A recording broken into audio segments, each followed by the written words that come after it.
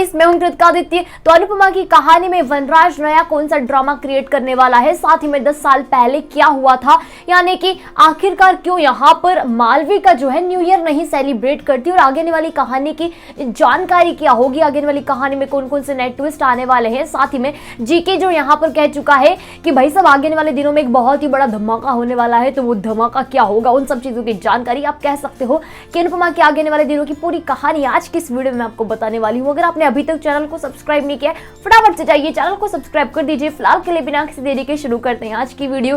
तो आप देखेंगे कि यहाँ पर सारी चीजें जो है अनुपमा सोच रही होती है कि वाकई में यहाँ वनराज बदल चुका है या नहीं बदला है, क्योंकि भाई सब क्या होता है यहाँ पर जैसे ही मीटिंग शुरू होती है तब यहाँ अनाउंस करती है मालविका। बेचारा वनराज यहाँ पर सारी चीजें तैयार कर लेते हैं, हालांकि वो बेचारा नहीं है बल्कि यहाँ पर बहुत ही ज्यादा सोच समझ कर काम करने वाला इंसान है। उसे लगता है कि आज की मीटिंग में हम मुझे कोई भी यहाँ गड़बड़ नहीं करनी है, सारी प्रेजेंटेशन पहले ही बना लेता है, सारी तैयारियां कर लेता है। मालविका जैसे ही आती है मालविका को बताता है, उससे कहता है कि मैंने यहाँ पर सारी तैयारियां कर रख ली है, अब तुम यहाँ पर सारी चीजें जो है ना भाई सब प्रेजेंटेशन के लिए मैं तैयार हूँ, और मीटिंग किसी भी वक्त हम यहाँ पर कर लेंगे, शुरू कर लेंगे। सारी चीजें हो जाती है भाई सब। मालविका एंड टाइम पर यहाँ पर मना कर देती है कि प्रेजेंटेशन तुम शो नहीं करोगी, यानी कि भाई साहब उसको दिखाने का काम तुम्हारा नहीं है, बल्कि यहाँ पर आज की पूरी मीटिंग कोई और नहीं बल्कि अनुज करेगा। अभी सारी चीजें सुनकर वनराज के ईगो को बहुत ही बुरी तरीके से चोट लगती है। अब यहाँ वनराज ने इतनी सारी जो तैयारियां करी उसका मतलब क्या निकला, यानी कि भाई साहब यहाँ पर तो एक ही झटके में अनुज ने आकर सारी चीजें ले ली, और इसी चीज के वजह से यहाँ वनराज का ईगो बहुत बुरी तरीके से हर्ट होता है। अब चाहे ये मालविका की वजह से ही सही, लेकिन अब वनराज और साथ ही में अनुज के बीच में महायुद्ध यानी कि महामुकाबला होने वाला है।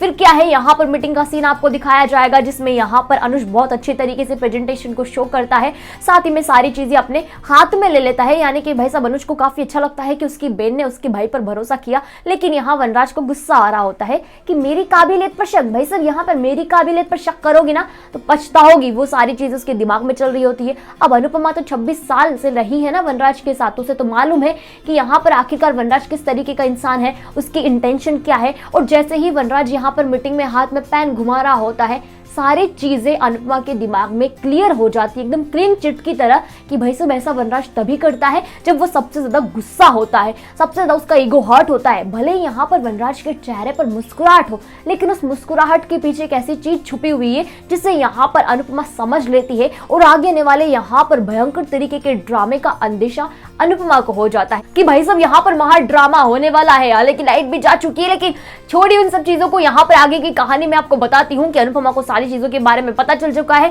लेकिन भाई साहब इन सब चीजों के बीच में यहाँ पर अनुपमा समझ तो जाती है कि वनराज के दिमाग में कुछ और खिचड़ी पक रही है। साथ ही में यहाँ पर जीके ने भी कहा है कि आगे वाले दिनों में भाई साहब कुछ वक्त का भरोसा रहे ना रहे, इसलिए अपनी सारी दिल की बात कह देना जब ऐसा वक्त आए। तो वक्त कौन सा है, आखिरकार वक्त कौन सा आने वाला है, तो मैं आपको बताना चाहती हूँ कि मालविका की वजह से अनुज और अनुपमा के बीच में यहाँ पर बहुत ही बड़ा ट्विस्ट आने वाला है।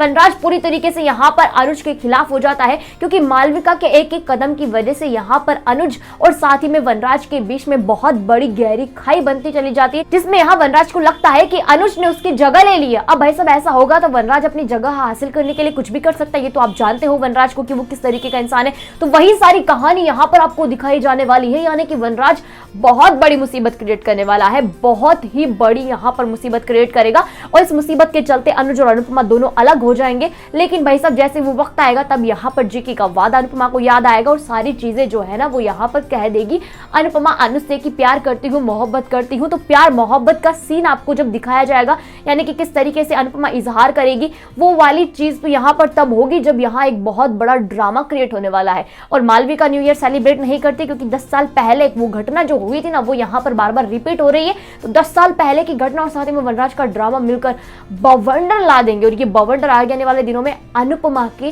प्यार को अनुज तक पहुंचा देगा। यानी कि बवंडर आना बहुत सही है, क्योंकि इसके आने के बाद यहाँ पर अनुज और अनुपमा एक होंगे। कहते हैं ना कि तूफान से आने के पहले शांति भी यहाँ नजर आ रही है, और तूफान आने के बाद यहाँ पर चीजें पहले से बेहतर होती है। तो बस वही तूफान आने के बाद यानी कि वनराज का ड्रामा खत्म होने के बाद यहाँ पर अनुपमा और अनुज एक हो जाएंगे। तो आगे वाली कहानी के लिए बहुत ही अच्छा सीन होने वाला है। तो बहुत सारे मजे, बहुत सारे सस्पेंस आपको आगे वाली कहानी में दिखाए जाएंगे। अगर आपको आज की वीडियो अच्छी लगी हो तो वीडियो को लाइक कीजिएगा, शेयर कीजिएगा, कमेंट करके मुझे ये बताइएगा कि आप यहाँ पर चाहते हो ना कि अनुपमा जितना जल्दी हो सके उतना जल्दी यहाँ पर अनुज से अपने प्यार का इजहार कर दे और साथ ही में यहाँ पर दोनों की शादी हो जाए। अगर आप चाहते हो कि दोनों की शादी हो तो कमेंट सेक्शन में कमेंट करके जरूर बताओ। जिन लोगों ने अभी तक यहाँ पर चैनल को सब्सक्राइब नहीं किया, फटाफट से जाइए चैनल को सब्सक्राइब कर दीजिए, वहीं पास में नोटिफिकेशन के बेल आइकन का बटन है से भी प्रेस कर दीजिएगा ताकि जब भी हमारी वीडियो है सबसे पहले आप तक पहुंचो बिना किसी रुकावट।